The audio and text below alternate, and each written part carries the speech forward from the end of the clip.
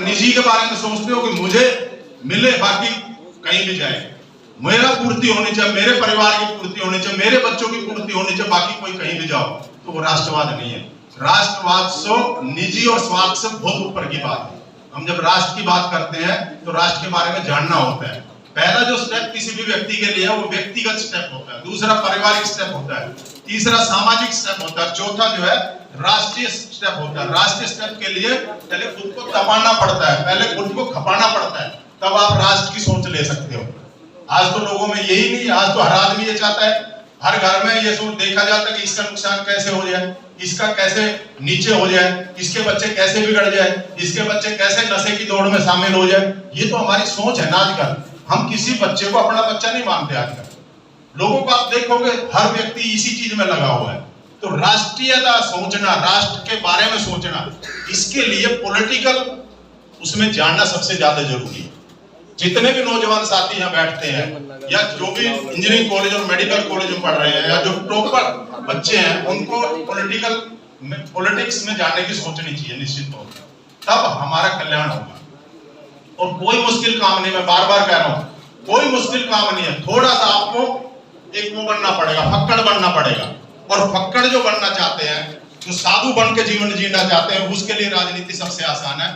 आप गांव-गांव जाओ, घर-घर जाओ, परिवार में जाओ, लोगों से उनके दुख दर्द को समझो, उनके घर में खाना खाओ, उनके घर में चाय पियो, उनके वहां रुको, नाइट स्टे करो, फिर देखो आपके जीवन में कैसे बदलाव आता है। चरित्र निर्माण के लिए हमें कर्मठता जरूरी है, चरित्र निर्माण के लिए हमें ऑनेस्टी जरूरी है, ईमानदारी जरूरी है। बेईमानी बीमारी है। जब हम बेईमान बनते हैं तो उच्च दर्जे के बन जाते हैं। छोटी सी शुरू करते हैं लेकिन उच्च दर्जे पर हम पहुंच जाते हैं, क्योंकि ये बीमारी है, जिसको एक बार लग गई तो वो छूट नहीं सकती। आज 1%, कल 2%, परसों 5%, 10%, 25%, 30%, और जब तक 100% में नहीं पहुंच लेंगे तब तक वो छोड़ नहीं सकेगा व्यक्ति को। तो इसलिए जीवन में हमेशा नौजवान साथियों को ही एक प्रण लेना पड़ेगा, एक संकल्प लेना पड़ेगा। जो आज का दिन है, इतना बलिदान का दिवस है आज का, जो चंद्रशेखर आजाद ने बलिदान दिया, जो अगर हमारे संदीप जी बता रहे थे, निश्चित रूप से उन्होंने एक संकल्प किया था। उनके घर में कुछ नहीं था। आज ये बातें तो हमें बहुत दिन हो गए सुनते सुनते कि हम सब धक्का बेल में थे, वो अंग्रेजों की जेल में थे। इसे कब तक सुनेंगे भाई? ये कब तक सुनेंगे?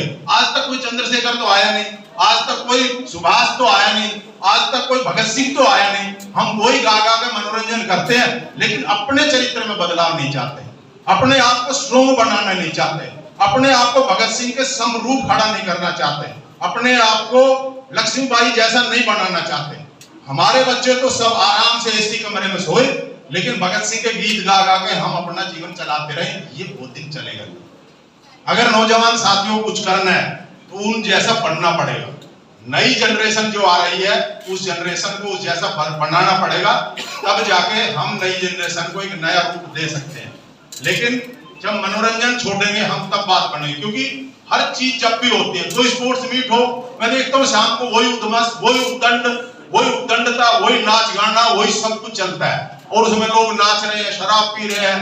कोई घर में फंक्शन है तो उसमें भी शराब पी जा रही है, कोई कुआं पूजन है उसमें भी शराब पी जा रही है, कोई शादी ब्याह है उसमें भी शराब पी जा रही है। मतलब अल्टीमेटली हर कार्यक्रम का जो टारगेट है, जो हर कार्यक्रम का जिसको मोरल बोलते हैं ना, हम पहले स्टोरी में पढ़ते थे मोरल क्या है। मोरल ये है कि मनोरंजन करना, दारू से करना, नाच से करना, यानी कि हर चीज को घुमाना, शरीर को एक ऐसी दिशा में लेके जाना जिससे हमारे मनोस्थिति खराब होती है, जिससे हम मन से कमजोर होते हैं। और जब मन और बुद्धि से कमजोर होते हैं तो विवेक काम नहीं करता हमारा, और विवेक जब काम नहीं करता तभी हमारे जो है साथी गलत काम करते हैं, हमारी बेटियों को छेड़ते हैं। अब मैं ये कई बार सोचता हूँ, जब बसों में चढ़ के जो कॉलेज में बच्चे पढ़ते हैं, यूनिवर्सिटी पढ़ते हैं, वो हमारी बेटियों को देख के कैसे विस्लिंग करने लगते हैं, कैसे सीटियां बजाने लगते हैं। आज तक बदलाव ही नहीं हुआ। हम तो भगत सिंह जैसे फाइटर के देश में हैं, हम तो सुभाष चंद्र जैसे महान पुरुष के देश में, फिर भी हम अपनी मन की स्थिति को बदल नहीं सकते।